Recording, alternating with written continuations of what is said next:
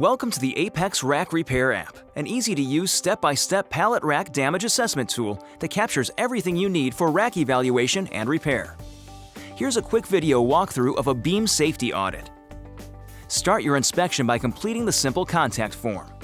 Remember to include the email address for your warehouse or customer contact. You will also be given the option to resume a previous audit by selecting it from the saved audit list.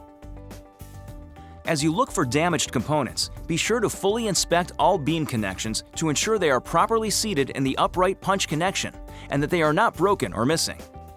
Once you find a damaged location, refer to the app to select the appropriate item: upright, beam, beam safety connector, or anchor. We will select beam safety. Provide the damage location by entering the pallet rack row and bay on the app's rack location screen, or by scanning the barcode closest to the damage. You will then indicate the side of the bay where the damage is found. If you choose to scan the barcode, make sure to verify that it pertains to the location you are auditing. If there are any questions, confirm with the warehouse contact. Now you're ready to create your damage list. Tap the camera images to take up to 3 photos of the damage location.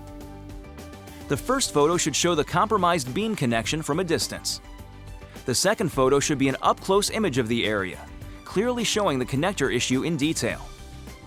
The third photo should provide additional details such as related damage to the beam or upright. Note that each damaged location must be recorded as a separate item. You can also use the third photo to capture the barcode in case it doesn't scan properly. Click Continue to submit. On the next screen, you will select the reason for connector replacement. Either the connector clip is missing, the beam connection is not seated properly, or the connector is broken.